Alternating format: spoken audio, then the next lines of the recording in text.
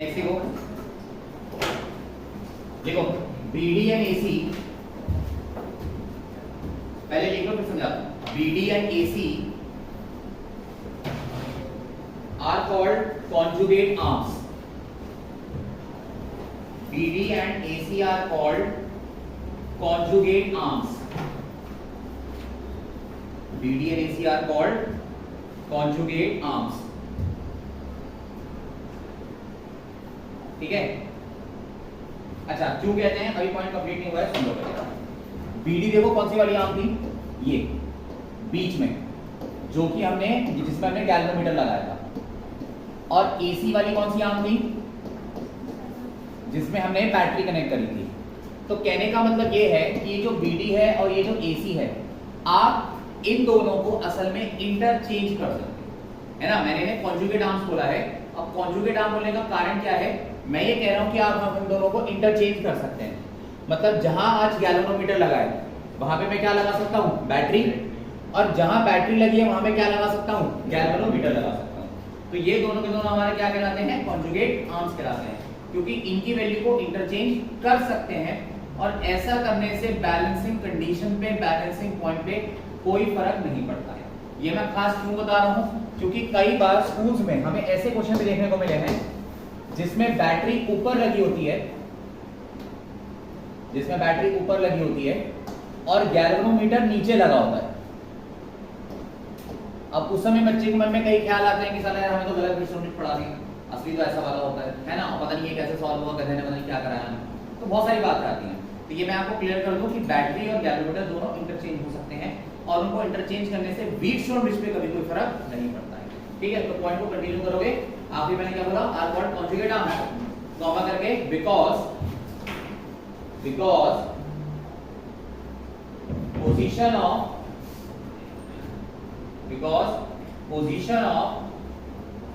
Battery and galvanometer, position of battery and galvanometer can be, position of battery and galvanometer can be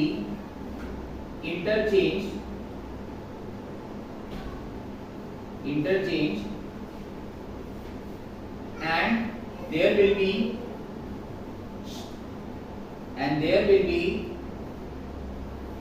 no effect, and there will be no effect on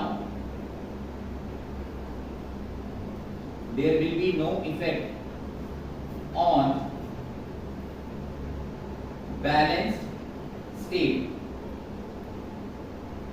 no effect on balanced state.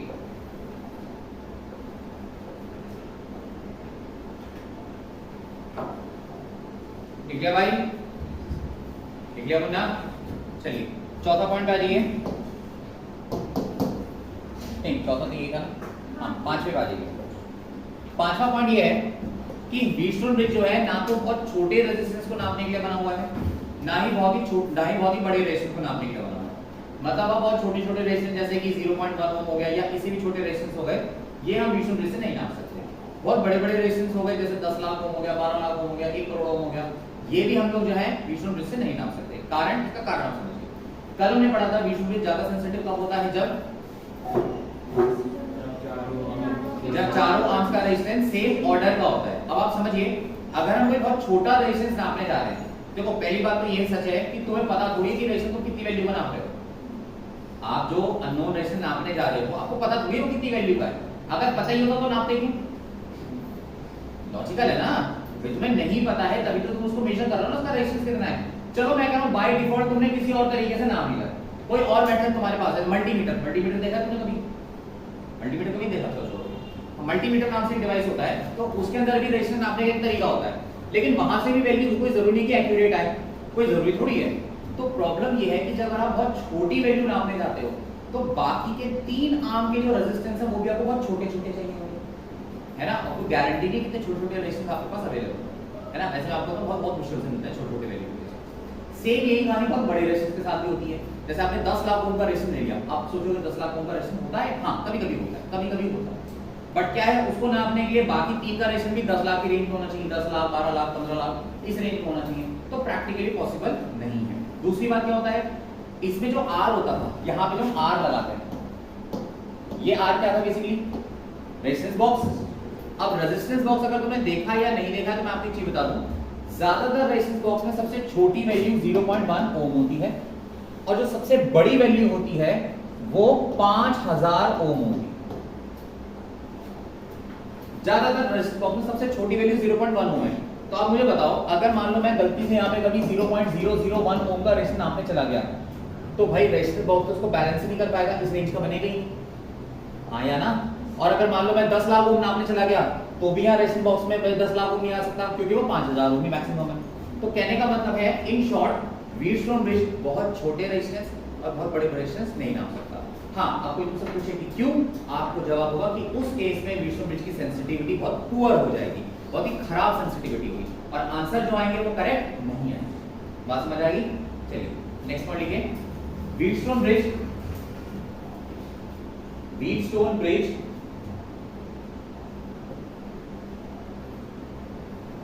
is not suitable, Wheatstone bridge is not suitable for measurement of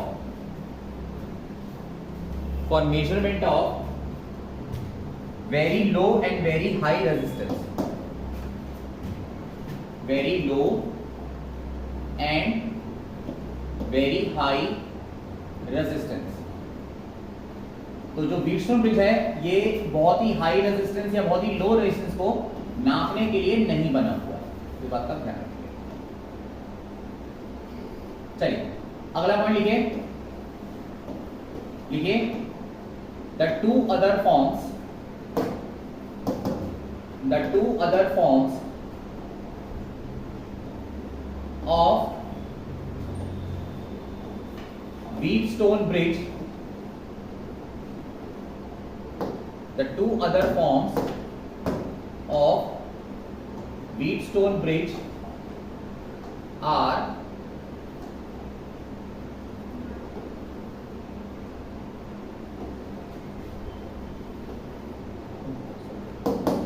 चलिए ये बनाइए जरा,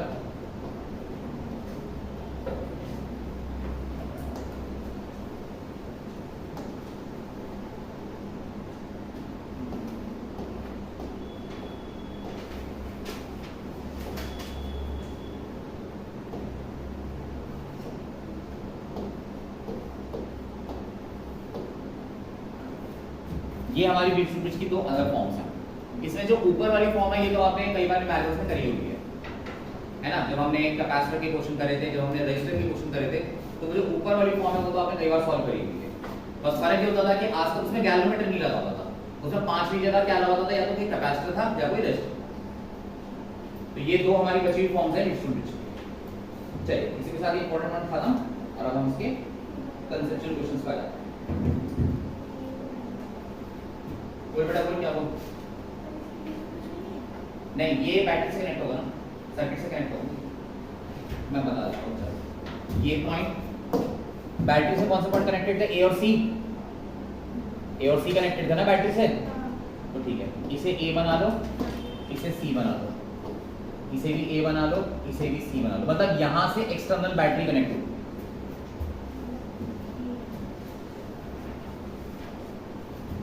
चलिए अब इसकी कोशिश करते हैं फटाफट। कंसेप्चुअल न्यूमेरिकल तो ज्यादा है नहीं, इसमें 3-4 ही न्यूमेरिकल है बस, तो कोशिश करेंगे आधे घंटे में खत्म करिए काम।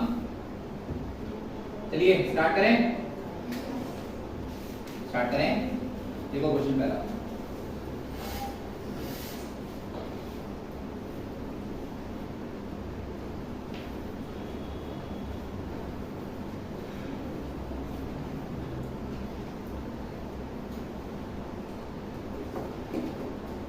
देखिए why Wheatstone bridge is not suitable, why Wheatstone bridge is not suitable to measure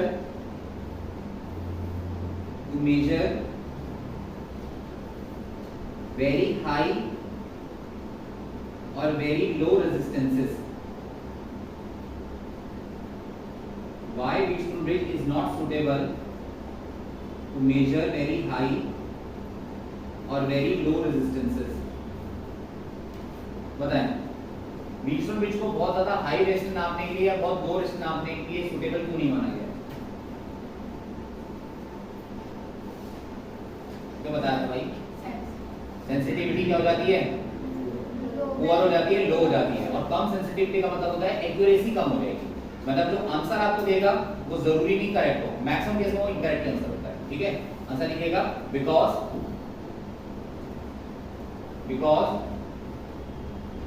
by measuring very low or very high resistance, because by measuring very low or very high resistance,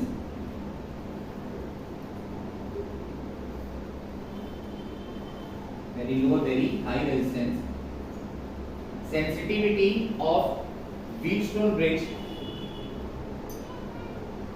sensitivity of Wheatstone bridge is quite poor या very poor. The sensitivity of Wheatstone bridge is quite poor.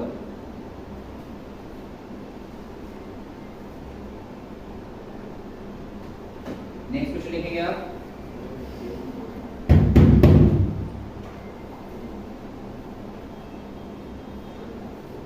देखिए, when a Wheatstone bridge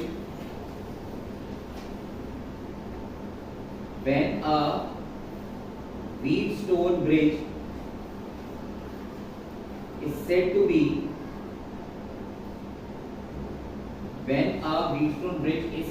be more sensitive, when a Wheatstone bridge is said to be more sensitive, बताइए, जब चारों arm के resistance क्या होंगे? Same order के होंगे। Answer लिखेंगे when resistance of 4 arms of bridge, when resistance of 4 arms of bridge are of same order, when resistance of 4 arms of bridge are of same order,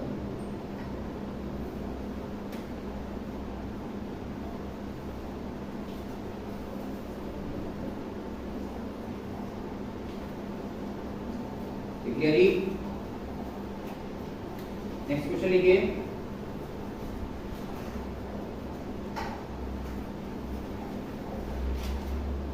what happens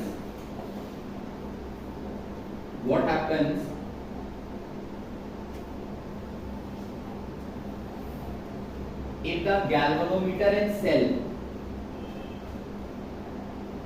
what happens if the galvanometer and the cell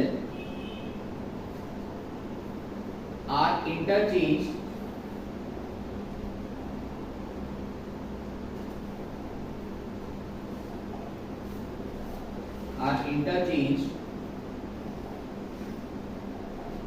at the balanced state of bridge?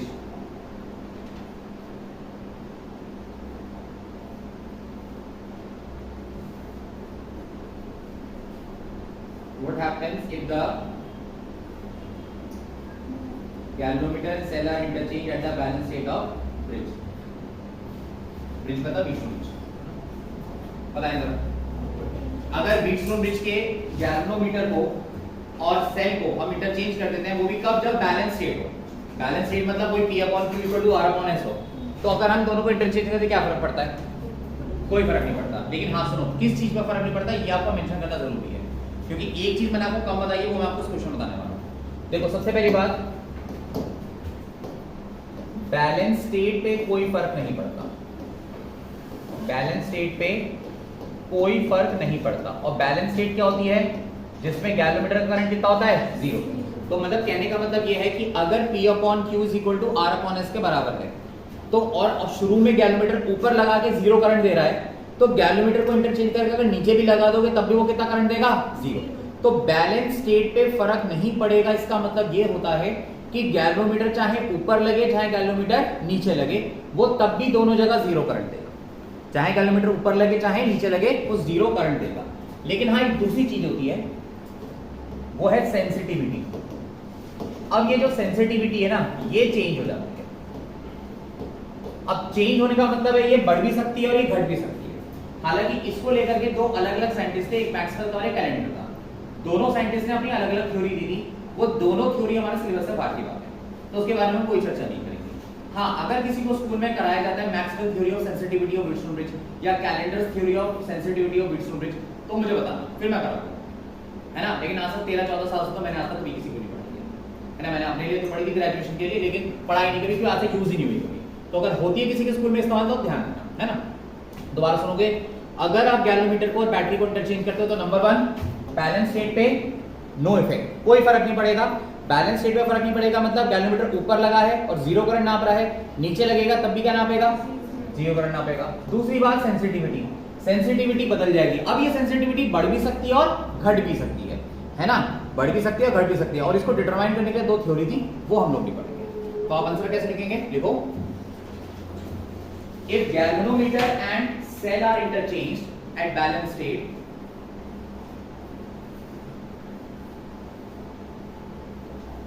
if galvanometer and cell are interchanged at balance state, then अब पहला point लिखना,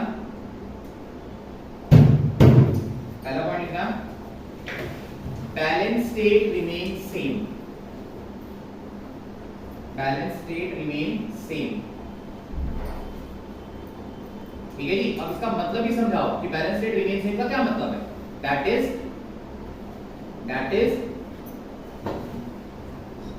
after interchanging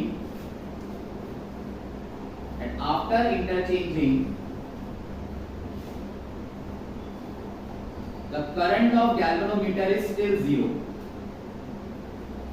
After interchanging, the current of galvanometer is still 0. Current of galvanometer is still 0.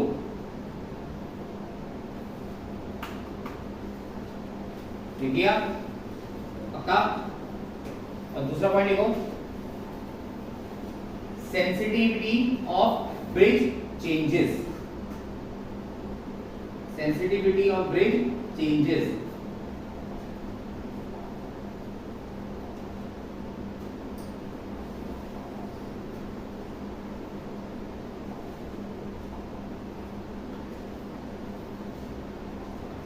ठीक है बच्चों, चलो आखिरी question, right 2 advantages of Wheatstone bridge, write 2 advantages of Wheatstone bridge method, write 2 advantages of Wheatstone bridge method for measuring resistance, for measuring resistance। Resistance को नापने के लिए जो व्हीटस्टोन ब्रिज का मेथड है, आपको उसके 2 एडवांटेजेस बताने हैं। देखो पहली एडवांटेज समझो, ऊपर देखो, हाय ऊपर देखो।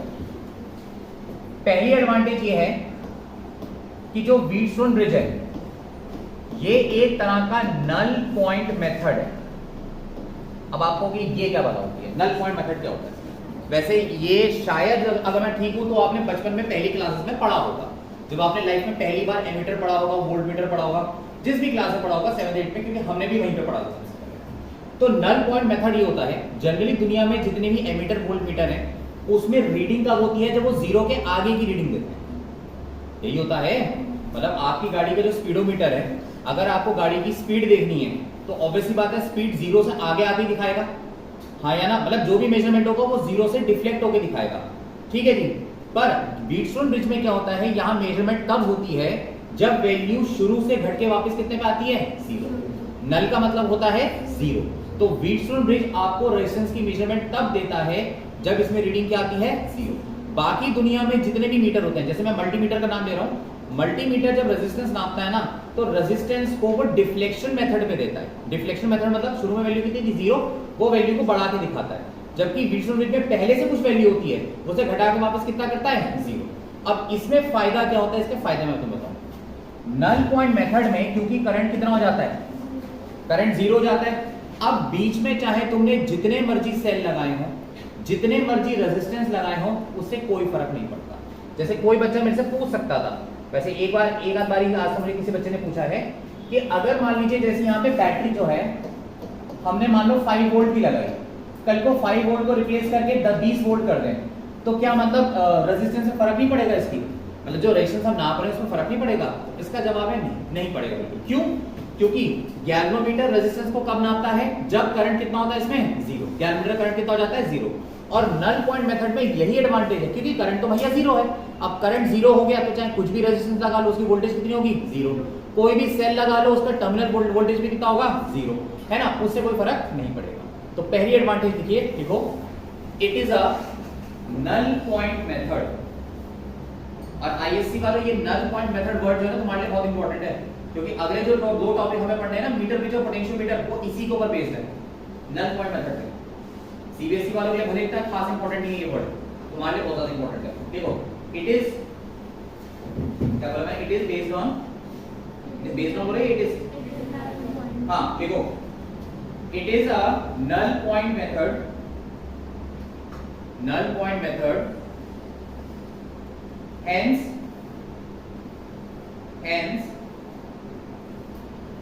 the internal resistance of cell,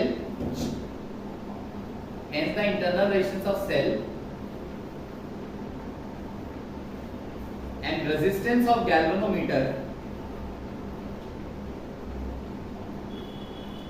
hence the internal resistance of cell and resistance of galvanometer does not affect the null point, does not affect the null point। तो एक बार आखिरी बार मैं दोबारा समझा देता हूं उसका क्या मतलब है। नल पॉइंट मेथड का मतलब होता है कि ये मेजरमेंट तब करता है जब गैल्वेनोमीटर का करंट क्या हो जाता है 0। अब मुद्दा ये है कि जब गैल्वेनोमीटर में से कोई करंट जाएगा ही नहीं, तो चाहे इस गैल्वेनोमीटर का रेजिस्टेंस 1 ओम हो, चाहे 2 ओम हो, चाहे 5 ओम हो, चाहे 50 ओम हो, इसकी वोल्टेज हमेशा कितनी रहेगी 0, क्योंकि वोल्टेज का फॉर्मूला क्या होता है बताओ, IR। और अगर करंट ही 0 हो गया तो भाई रेजिस्टेंस चाहे कुछ भी हो, वोल्टेज कितनी रहेगी 0। मतलब आंसर में कोई फर्क नहीं पड़ेगा। मतलब ऐसा नहीं है कि गैल्वेनोमीटर से आंसर पे फर्क पड़ेगा। अब आप कहोगे क्यों सर, क्या बाकी मीटर में पड़ता है? एग्जैक्टली पड़ता है। हमारे घर में जो हम एमीटर लगाते हैं ना, वो एमीटर कभी असली वोल्टेज नहीं नापता, जैसे असली करंट नापता। अब मैं तुम्हें बताऊं, यहाँ पे तुम्हें भले वोल्टेज कितनी दिखाई दे रही है 230 दिखाई दे रही है, सिर्फ 230 आ रही है, 231 आ रही है, लेकिन मैं तुम्हें बताऊं ये असली वोल्टेज नहीं नाप रहा, ये एक्चुअल वोल्टेज नहीं नाप रहा है। एक्चुअल वोल्टेज इस समय 230 से चाहे 2 वोल्ट ऊपर है, चाहे 3 वोल्ट ऊपर है, चाहे 4 वोल्ट ऊपर है, पर ये एक्चुअल नहीं नाप रहा। इसका कारण मैं तुम्हें आज नहीं समझा सकता, इसका कारण समझाऊंगा मैं यूनिट 3 में, जब हम लोग गैल्वेनोमीटर उसकी कन्वर्जन्स पढ़ेंगे। लेकिन ये मैं बताऊं हर यूनिट, अगर बहुत बेसिक समझना चाहो तो ऐसे समझ लो, मान लो जैसे 5 ओम का रेजिस्टेंस है, तुमने बैटरी लगाई थी 5 वोल्ट की, कायदे से इसमें करंट कितना होना चाहिए? कायदे से कितना करंट होना चाहिए? 1 एम्पीयर। लेकिन करंट नापोगे कैसे बताओ? छू के तो नापोगे नहीं, छू के तो बस ये पता चलेगा कोई ऐसे पता चलेगा ना कितना है, ये तो नहीं पता चलेगा ना। उसके लिए क्या लगाओगे? एमीटर। एमीमीटर नहीं, एमीटर। उसके लिए क्या लगाओगे? एमीटर। और ये सुन लो, दुनिया में जितने भी मटेरियल हैं सबका रेजिस्टेंस होता है ना भैया। अगर ये एमीटर भले मैं कहना साला चांदी का बनाऊं तो भी तो रेजिस्टेंस होगा। इस दूसरे का मान लो यहाँ पर 1 ओम रेजिस्टेंस हो गया, मान लो 1 ओम रेजिस्टेंस हो गया, तो अब मुझे बताओ करंट कितना हो जाएगा? वोल्टेज अपॉन रेजिस्टेंस यानी कितना? 5/6 विच इज अराउंड कितना लगभग मान लो 0.87 एम्पियर, लगभग कितना ही होगा 0.87 एम्पियर, जबकि शुरू में करंट कितना था? तो एमीटर जिसको तुमने नापने के लिए बनाया था उसने भी करंट को चेंज कर दिया। ठीक है जी, वो हाइजेनबर्ग वाला फॉर्मूला याद है कि जब तक तुम नहीं देख रहे हो तब तक चीजें बिल्कुल मस्त हैं, और जहां तुम मेजर करने गए तुम्हारी वैल्यू सब चेंज हो जाएगी।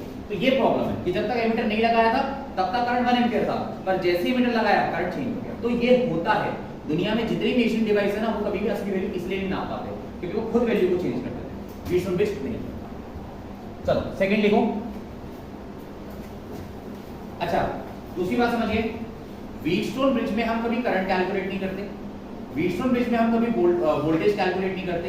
तो बीच में चाहे तुम जितने मर्जी एमीटर लगा लो, जितने मर्जी वोल्टमीटर लगा लो, उनसे आंसर पे कोई फर्क नहीं पड़ता। ठीक है, दोबारा सुनो मैंने क्या कहा कि व्हीटस्टोन ब्रिज में हम करंट की कैलकुलेशन नहीं करते। हम लोग सिर्फ ये देखते हैं कि करंट हट के कितना आना चाहिए, 0। हम कोई एक्चुअल करंट नहीं नाप रहे हैं, हमारा काम सिर्फ करंट को 0 करने का है। तो करंट 0 करने के चक्कर में क्या होता है, बीच में चाहे तुम जितने मर्जी एमीटर रख लो, उनसे कोई फर्क नहीं पड़ेगा, क्योंकि अगर करंट 0 होगा तो उनकी वोल्टेज भी कितनी हो जाएगी, 0, है ना। बीच में वोल्टमीटर लगा लो, उसकी वोल्टेज भी क्या हो जाएगी, 0। तो उनको लगाने से या ना लगाने से कोई फर्क नहीं पड़ता। जैसे यहाँ पे हमने एमीटर लगाया तो फर्क पड़ा था, बट व्हीटस्टोन ब्रिज में लगाएंगे तो फर्क नहीं पड़ेगा। दूसरा लिखो, since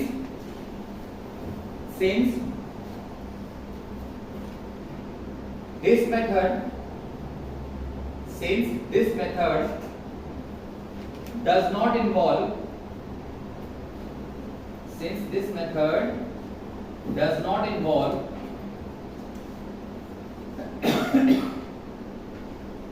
any measurement of current,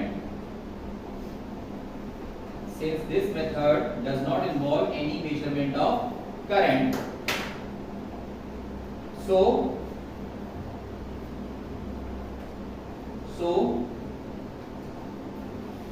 the resistance of emitter and voltmeter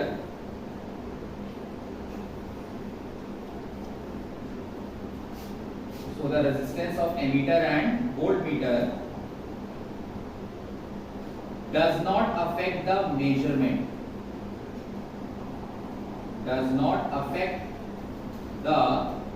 measurement, चलिए बस समाप्त।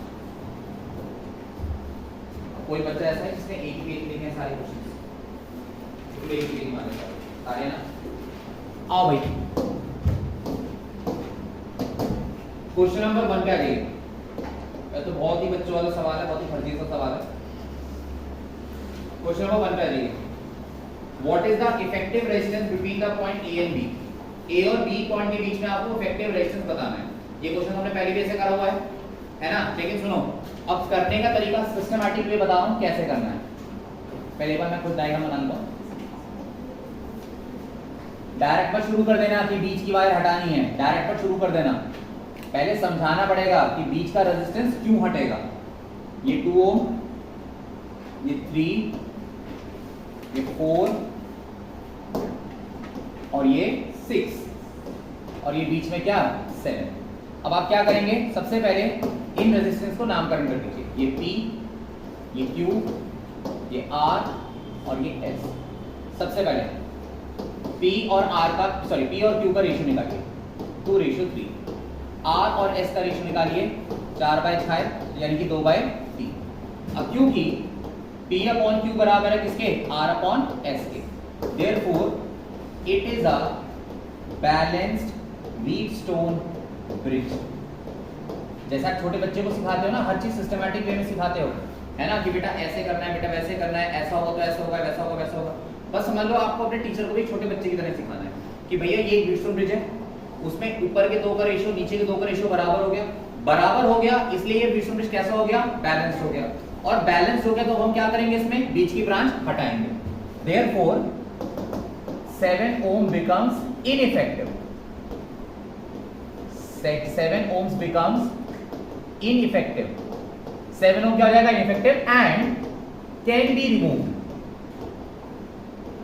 इनइफेक्टिव हो जाएगा और इसे क्या करा जा सकता है, इसे रिमूव किया जा सकता है। आप बाबू अगर इसे रिमूव कर दिया तो बस एक आखिरी बार डायग्राम बना लो सर्किट को हटा करके, मतलब जो बीच वाली वायर से हटा के बना दो। बाकी काम तुम जानते ही हो कैसे करते हैं। अब तुम्हें मेरी जरूरत नहीं तो अपना करो। चलो शाबाश, पहले करा हुआ है तो कोई प्रॉब्लम नहीं, लेकिन स्टेप्स ऐसे ही रखने हैं। मैं फिर बोल रहा हूं, अगर तुम्हें अपने नंबर नहीं कटवाने तो तुम्हें ऐसे स्टेप रखने हैं।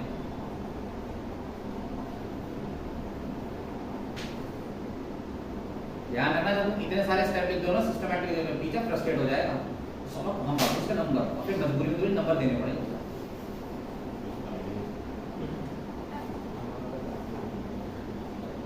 बस तुम गलती मत करके आना, कोई भी अपने एंड पे तुम मत गलती करना।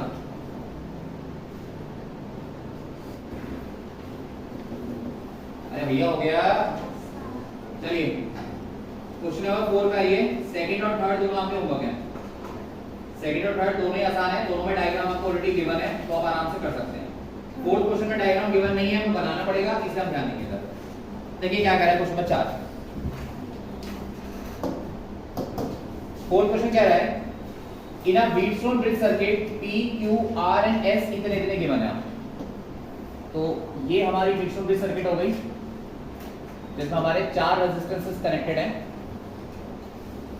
और 4 में ये जो पहला रेजिस्टेंस है P, ये हो गया 7 ओम, ये दूसरा रेजिस्टेंस हो गया Q 8 ओम, फिर इसके बाद हो गया हमारा ये R 12 ओम, और देन इसके बाद आखिरी रेजिस्टेंस हो गया S, ये हो गया हमारा कितना 7 ओम। अब क्या बोला उसने क्वेश्चन में, वो ध्यान दीजिएगा। Find the additional resistance to be used in series with S so that the bridge is balanced। मतलब आपको बताना, रुक जाओ, क्यों बना रहे हो, मिटाना पड़ता है डायग्राम, रुक जाओ। आपको ये बताना है कि S के साथ एडिशनल कितना रेजिस्टेंस हम लोग सीरीज में लगाएं कि जो पूरा का पूरा ब्रिज है ये बैलेंस हो जाए, है ना। तो यहाँ पे हम क्या करेंगे, S के साथ एक और रेजिस्टेंस को सीरीज में जोड़ेंगे। ये S तो हमारे पास था ही ऑलरेडी, इसके साथ हम एक सीरीज में भी रेजिस्टेंस जोड़ेंगे। तो ये S हमारे पास कितना था बताने पर, 7 ओम था, अरे 7 था ना। इसके साथ हम एक एक्स्ट्रा रेजिस्टेंस जोड़ देंगे, लेट्स से Y। ये Y नाम का हमने एक Y रेजिस्टेंस जोड़ दिया, जो कि हमारा अननोन है, हमें नहीं पता ये कितना है, इसकी वैल्यू हमको निकालनी है। अब कैसे करेंगे इधर ध्यान दीजिएगा। तो सबसे पहले तो समझिए, इन दोनों का जो कॉम्बिनेशन रेजिस्टेंस होगा वो कितना होगा, S dash is equal to S plus Y, यही होना चाहिए। तो S dash is equal to कितना हो गया, 7 plus Y। Now since bridge is balanced, bridge is balanced कब, when P upon Q is equal to R upon S dash. ये समझ में आ गया, S डैश क्यों हुआ, कायदे से तो P upon Q is equal to R upon S होना चाहिए था, लेकिन यहाँ S अकेला नहीं है ना, इसके साथ Y सीरीज में था, तो दोनों को सॉल्व करके S डैश बना, तो ये S डैश आएगा इस अगले चौथी ब्रांच का जो रेजिस्टेंस आएगा। अब आप इसमें सारी वैल्यूज पुट करेंगे, P की वैल्यू 7, Q की वैल्यू 8 और R की वैल्यू कितनी 12, S upon S plus Y is equal to कितना हो गया 12 इंटू 8 अपॉन 7। चलिए अब आगे काम अपना करिए, नहीं 1 मिनट 7 हो गया तो, हाँ सॉरी 7। चलो अभी काम अपने आप करो, Y की वैल्यू निकालो, और CBSE वालों में तुम जा रहे हो जाओ उसके बाद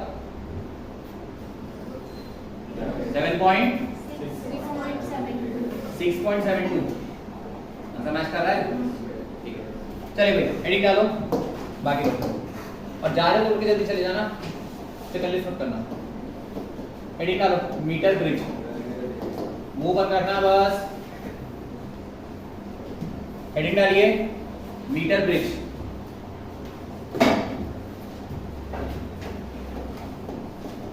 not for CBSE / UK board, ना UK बोर्ड के लिए है ना CBSE के लिए। UK बोर्ड से कट चुका है, CBSE कट चुका है। आ रहा है UK वाला, तो UK में तो उत्तराखंड वाला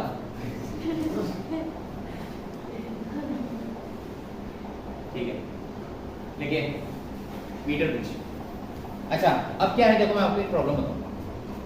ये जो अभी हमने व्हीटस्टोन ब्रिज पढ़ा था, नो डाउट बहुत ही बेहतरीन सर्किट है कैलकुलेशन करने के लिए, रेजिस्टेंस नापने के लिए। क्यों, इसकी दो एडवांटेज में आपको जानते थे लिखवा दी कि एक तो नल पॉइंट पे बेस्ड होता है, तो गैल्वेनोमीटर के रेजिस्टेंस का फर्क नहीं पड़ेगा। दूसरा इसमें हम करंट नहीं नापते, तो सेल के रेजिस्टेंस का, एमीटर के रेजिस्टेंस का भी कोई फर्क नहीं पड़ता है। लेकिन इसमें प्रॉब्लम पता है क्या आती है, इसमें प्रॉब्लम आती है R की वैल्यू। आपको मैं एक छोटे से एग्जांपल से बताता हूँ और साथ में समझाता हूँ कि इसमें असलियत में प्रॉब्लम क्या होनी चाहिए।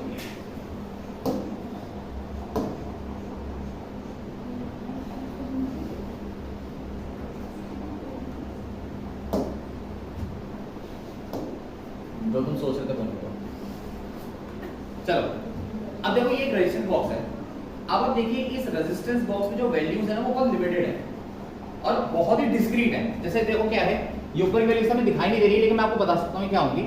ये 0.1, 1, 2, 5, 3 ऐसे बीच की छोटी छोटी वैल्यूज होंगी। अब यहाँ भी आप वैल्यू देखिए कितनी डिस्क्रीट है, 10, 20, 20, 50 है ना, 100, ये कितनी डिस्क्रीट वैल्यूज है। अब प्रॉब्लम कहाँ आती है, अगर हमें बीच का कोई नंबर बनाना हो। लाइक मान लीजिए अगर हमें बैलेंसिंग करने के लिए सपोज करो कोई नंबर ऐसे बनाना हो, लेट सपोज 78.9 बनाना, 78.9 बनाना, तो हमें क्या करना पड़ेगा, एक 50 ओम का रेजिस्टेंस निकालना है, एक 20 का निकालना है, कितने हो गए 70 हो गए, एक जगह 10 का निकाल लिया, नहीं 70 तो हो ही गए थे, तो ये नहीं करते।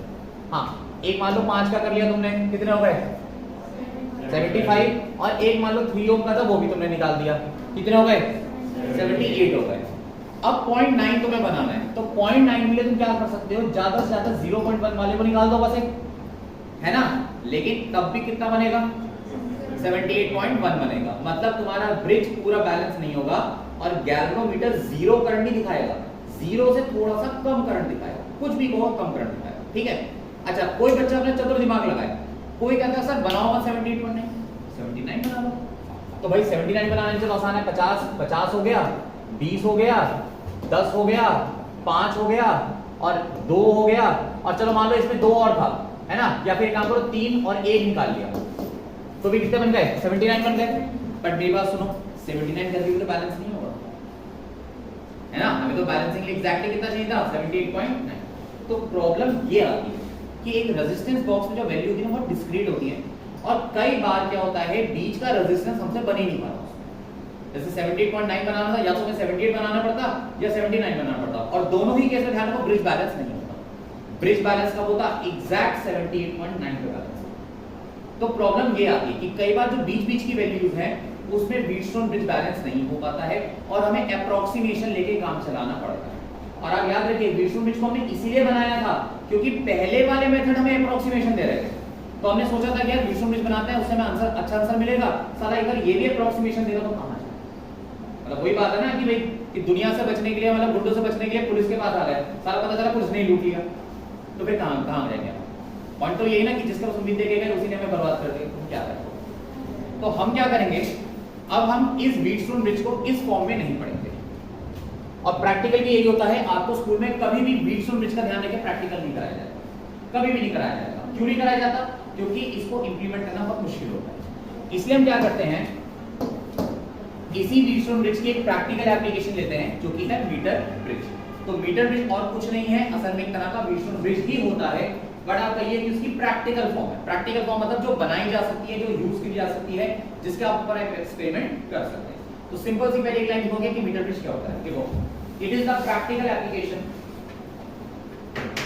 It is the practical application of meter bridge, sorry practical application of Wheatstone bridge. Meter bridge की एप्लीकेशन थोड़ी होगी, सही बात है, मल्टीवर्स थोड़ी चल रहा है, डॉक्टर से नहीं वाला।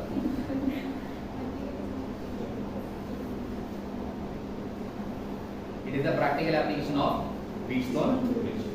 अच्छा, सब हेडिंग लिखिए प्रिंसिपल, किस फंडे पे काम करता है, क्योंकि भैया ये एप्लीकेशन किसकी है, व्हीटस्टोन ब्रिज की, तो काम भी व्हीटस्टोन ब्रिज पे ही करेगा। तो लिखो, it is based on principle of,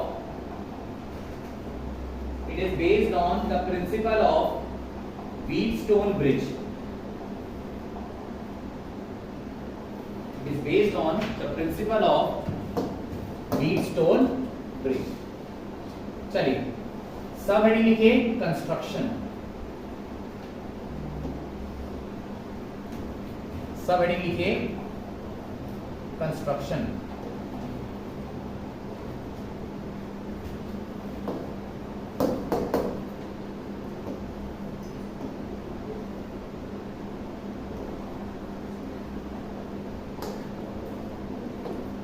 चलो बस मुझे 1 मिनट का समय दे दो, मैं डायग्राम बना दूं, फिर तुम बना देना। 1 मिनट का समय दे दो बस। ये ऊपर वाला बनाना शुरू कर दो तब तक।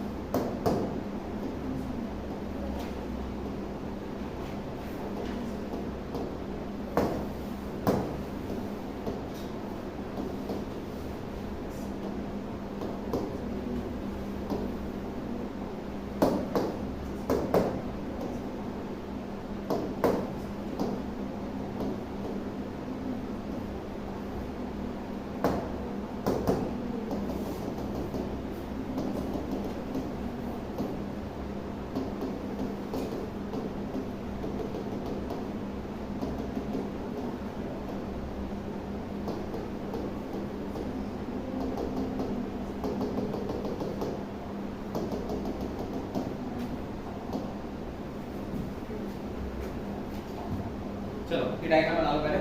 चलिए भाई बन गया डायग्राम। अब 2 मिनट में मुझे समय दो, मैं फटाफट से एक्सप्लेन कर दूं, बाकी काम इसमें फिर परसों करेंगे। परसों नहीं मतलब सैटरडे करेंगे। देखो तुम्हारे सामने जो डायग्राम दिख रहा है, इस डायग्राम में आपके सामने मैंने ये 3 येलो कलर के पार्ट्स बना दिए। अब ये क्या चीज है? ये एक्चुअली कॉपर स्ट्रिप्स होती है, मतलब कॉपर के पार्ट होते हैं और स्ट्रिप की फॉर्म में होते हैं। मैं एक काम करता हूं, मैं असली डायग्राम बनाता हूं, तुम सिर्फ वहां से देख सकते हो, ज्यादा रिलेट करो बेटा। बस 2 मिनट लगने, टेंशन मत लो, 2 मिनट में छोड़ दो, इसे सेव भी कर दूंगा ना।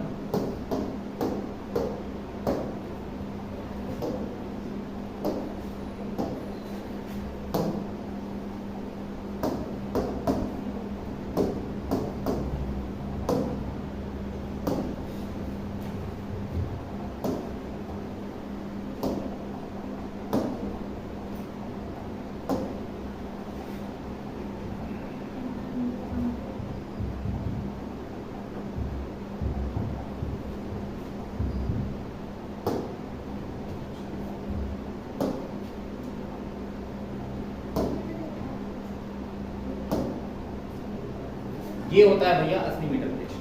देखो वो जो मैंने किनारे किनारे 2 एल वाले शेप वाले पार्ट बनाए और बीच में जो है वो ब्रॉड पार्ट बनाया रेक्टेंगल जैसा, वो क्या होता है? वो एक्चुअली ये होते हैं, ये चीज। ये क्या होती है? ये कॉपर की स्ट्रिप्स होती है। बहुत अच्छा डायग्राम नहीं है, बहुत क्लियर डायग्राम नहीं है, तो थोड़ा सा कोशिश करना। ये कॉपर की स्ट्रिप्स होती हैं, ब्रॉड स्ट्रिप्स होती हैं, वायर की फॉर्म में स्ट्रिप्स की फॉर्म में होती है। अब ये कॉपर की स्ट्रिप 2 गैप बनाती है। एक ये बनता है लेफ्ट गैप, जिसमें हमारा रेजिस्टेंस बॉक्स लगा हुआ था। जो रेजिस्टेंस बॉक्स हमने लगाया है वो इसमें लगा, ये पहले गैप में लगा, और फिर अगले गैप में हमारा लगेगा एस, जो कि एक्चुअली क्या होता है? Unknown resistance. In copper strip के बीच में यहां पर बीच में लगी होती है अलॉय वायर, जो कि आपके डायग्राम में मैंने एक्स वाई नाम से बनाई है। एक्स वाई नाम से बनाई है, वो अलॉय की वायर होती है। और ध्यान रखना, मीटर ब्रिज में एक एक चीज का क्वेश्चन बनेगा कि मतलब ये कॉपर की स्ट्रिप क्यों है ना? और स्ट्रिप तो है, तो स्ट्रिप ही क्यों है, वायर क्यों नहीं है? या फिर ये जो वायर है ये अलॉय की ही क्यों है, इसे एल्यूमिनियम का क्यों नहीं बनाया, है ना? अच्छा एक चीज इसमें मिसिंग है, वो इस पार्ट में देखना। अब फिर क्या होता है कि जो बीच वाला होता है पार्ट, ये बीच वाली जो स्ट्रिप है, इसका साथ एक्चुअली क्या होता है? ये जो बीच वाली स्ट्रिप होती है, यहां पर एक वायर कनेक्टेड होती है, एक वायर कनेक्टेड होगी जिसके साथ गैल्वेनोमीटर होगा, और एक डिवाइस होगा जिसे हम बोलते हैं जॉकी। हाँ, ये वो कपड़े वाला ब्रांड नहीं है जॉकी, ये कुछ और चीज है।